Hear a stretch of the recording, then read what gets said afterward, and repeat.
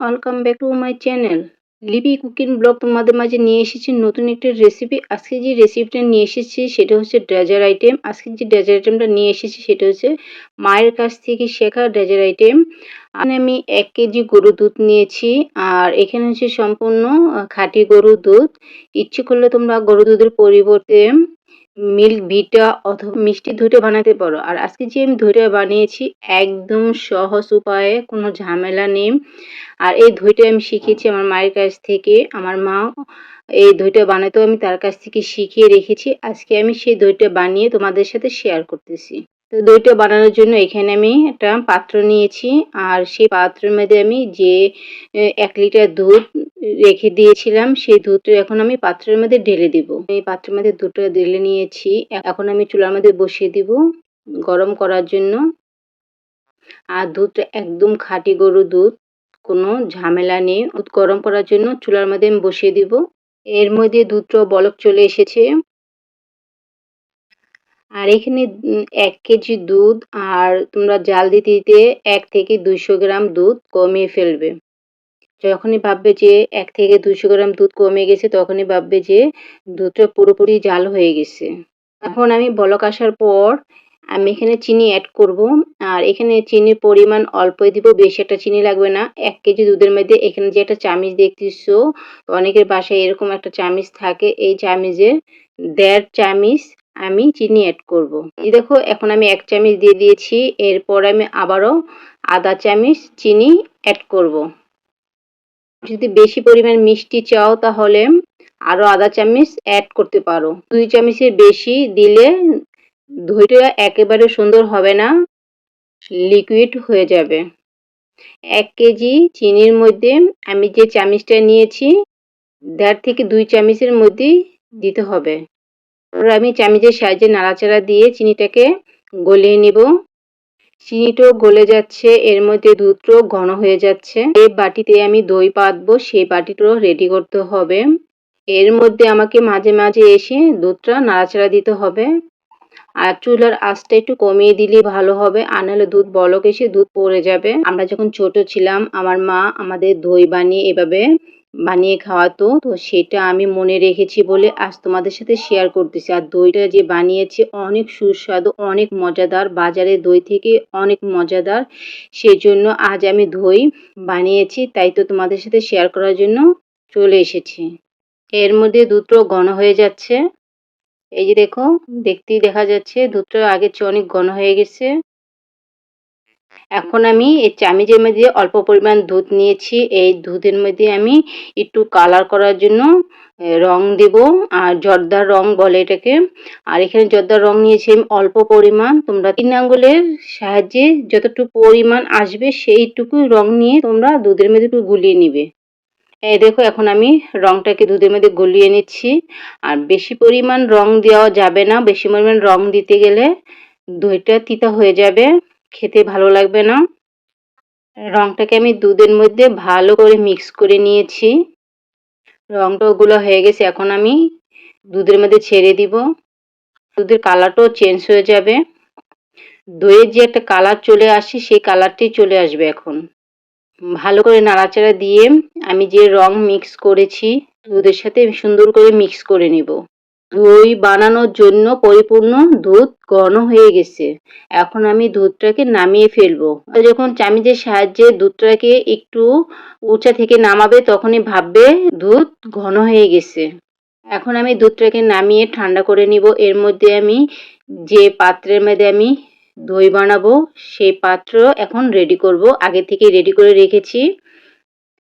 আমি এখন এই কাচের পাত্রের মধ্যে দই বানাবো। ইচ্ছে করলে তোমরা মাটির পাত্রে অথবা প্লাস্টিকের পাত্রে নিতে পারো। আর এই দেখো এখানে আমি ছোট্ট একটা কৌটা দই কিনে নিয়ে এসেছি মিষ্টি দোকান থেকে। আর এই দইটার মূল্য ছিল 40 টাকা। ছোট্ট একটা কৌটা 40 টাকা দাম। আমি যে বাটিতে দই বানাবো সেই বাটির মধ্যে আমি 4 চামচের 1 চামচ দই দিয়ে বাটির মধ্যে মেখে নিব। তোমরা নেক্সট টাইমে যদি দই বানাও, এখানে যে দইটা বানাচ্ছ এইখান থেকে তোমরা কিছু পরিমাণ দই ফ্রিজে সংরক্ষণ করে রেখে দিলে নেক্সট টাইমে তোমরা এই দই দিয়ে আবার দই বানাতে পারো। এখন আমি দুধটাকে ঠান্ডা করে নিব আর নাড়াচাড়া দিব। নাড়াচাড়া না দিলে গরম দুধের মধ্যে সর বেঁধে যাবে। এই কারণে দুধটাকে নাড়াচাড়া দিয়ে একটু ঠান্ডা করে নিতে হবে, আর বেশি একটা ঠান্ডা করব না, কুসুম গরম রাখবো। এই দই ঈদের সময় অথবা পহেলা বৈশাখে দই বানিয়ে পরিবারের সামনে পরিবেশন করতে পারো। একটু ঠান্ডা হয়ে গেছে, তোমরা একটু হাতের মধ্যে এক ফোঁটা নিলেই বুঝতে পারবে বেশি একটা গরম লাগতেছে না। তখনই তোমরা আমি যে দই কিনে নিয়ে এসেছি সেই দই থেকে 4 চামচে 2 চামচ দই এই দুধের মধ্যে অ্যাড করব। আর বেশি পরিমাণ দই দিতে যাবে না, বেশি পরিমাণ দই দিতে গেলে টক হয়ে যাবে বেশি, তাহলে মিষ্টি দই মনে হবে না। দইটা দেওয়ার পর অনবরতভাবে নাড়তে থাকবে যাতে দইয়ের কোনো অংশ দলা বেঁধে না থাকে, দইটা যেন দুধের সাথে মিক্স হয়ে যায়। এই কারণে আমি অনবরতভাবে চামচ দিয়ে নাড়াচাড়া দিতেছি, জমাট বাঁধা নেই। আর দই যদি জমাট বাঁধা থাকে তাহলে দইটা কিন্তু ভালো হবে না। আর এই দইটা হবে একদম মাখনের মতন। আমি যে বাটিতে দই মেখে রেখেছি সেই বাটির মধ্যে আমি দুধ ঢেলে দিব। বাটিতে দুধ ঢেলে দিচ্ছি। তো এখানে দুধের পরিমাণ বেশি হয়ে গেছে, তাই ছোট একটা বাটিতে ঠিক একইভাবে দই মেখে নিব বাটির মধ্যে। যে দুধ অবশিষ্ট রয়ে গেছে সেই দুধ আমি বাটিতে ঢেলে দিব। এখন আমি চামচ দিয়ে একটু নাড়াচাড়া দিয়ে দিব। বাজারের দই খেতে ভালো লাগে না, অস্বাস্থ্যকর উপাদান দিয়ে তৈরি, তাই তোমরা বাসায় এইভাবে দই বানিয়ে খেতে পারো। আপুরা ও ভাইয়েরা তোমাদেরকে আগেই বলি, এখন যে আমি দইটা ঢাকবো এই জন্য তোমরা হয়তো হাসতে পারো, হাসার কোনো কিছুই নেই। তো আগের দিনে মানুষ কিন্তু এইভাবে দই পারতো। তো এখানে আমি একটা পেপার নিয়েছি, তোমরা পেপার যদি না থাকে বাসায় তাহলে খাতা নিতে পারো, যে কোনো একটা খাতা নিতে পারো, ভারী খাতা নিয়ে এটাকে ঢেকে দিতে পারো। যেহেতু আমার বাসায় পেপার থাকে, আমি সবসময় দই বানিয়ে খাই বাসায়, এই জন্য আমি পেপার রেখে দিই বাসায়। আর পেপারটা দেওয়ার একটি কারণ যে যদি ঘামা দেয় তাহলে পেপারটা সে ঘামের পানিটা চুষে নেবে। যে বড় বাটি নিয়েছি তার সাথে ছোট বাটি নিয়েছি, তাই পেপারটা ঠিক মতন হচ্ছে না, তাই আমি ছোট বাটির উপরে একটা খাতা দিয়ে দিয়েছি। পেপারের উপরে যে ছোট বাটি সেই বাটিটার উপরে খাতা দিয়ে সুন্দর করে বসিয়ে দিয়েছি। এরপর আমি এখানে ছোট্ট একটা সিঙ্গেল কম্বল দিয়ে দিব যাতে গরম ভাপে দইটা হয়ে যায়। তোমরা বাসায় যে কোনো একটা দিতে পারো, সেটা তোমাদের ব্যাপার। আমি যেহেতু কাঁথা অথবা কম্বল দিয়ে এই দইয়ের উপরে রেখে দিই। আর এই দইটা তোমরা সন্ধ্যায় বানাবে, সকালে তুলে ফেলবে। আর এই দইটা যখন বানাবে তখন 4 থেকে 5 ঘন্টার পর তুলবে, তোলার পর দেখবে যে পরিপূর্ণভাবে দই জমাট হয়ে গেছে। আমি যেহেতু রাতে এই দইটা বানিয়েছি, আমি ঘুম থেকে উঠে সকালে জলটা উঠিয়ে নিব, ওঠানোর পর আমি দেখব যে দই জমাট হয়ে গেছে।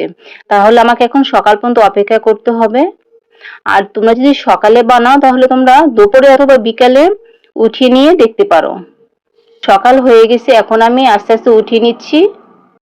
আর ওঠানোর সময় তোমরা সাবধানতা অবলম্বন করবে যাতে হঠাৎ করে ওঠাতে যাবে না, তাহলে হয়তো বাটিটা পড়ে যেতে পারে বা নাড়াচাড়া হতে পারে। এই জন্য আস্তে আস্তে সবকিছু তুলে নিবে। এখন আমি প্রথমে কাঁথাটা তুলেছি, এরপর আমি খাতাটা তুলেছি, এরপর আমি যে পেপার দিয়েছি সেই পেপারটা আস্তে করে তুলে নিব। এই দেখো কি সুন্দর পরিপূর্ণ একটা দই হয়ে গেছে, একদম মাখনের মতন দেখতে। আর এই দইটা কিন্তু খেতে অনেক মজা। তোমরা বাসায় একবার ট্রাই করবে, তারপর হয়তো বলবে আপু তোমার ভিডিও দেখে আমি দই বানিয়েছি, অনেক সুন্দর হয়েছে। তবে এই দইটা যখন ফ্রিজে রেখে দিবে তারপর আরো মজাদার হবে, দেখতে আরো সুন্দর লাগবে। তোমরাই বলো দইটা বানানো কেমন হয়েছে। আর এই যে দেখো আমি দইটা কেটে কেটে প্লেটে রাখতেছি একদম মাখনের মতন।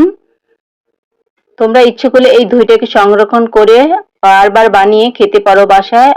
আমার দই বানানোটা কেমন হয়েছে এটা গঠনমূলক কমেন্ট করবে। আল্লাহ হাফেজ।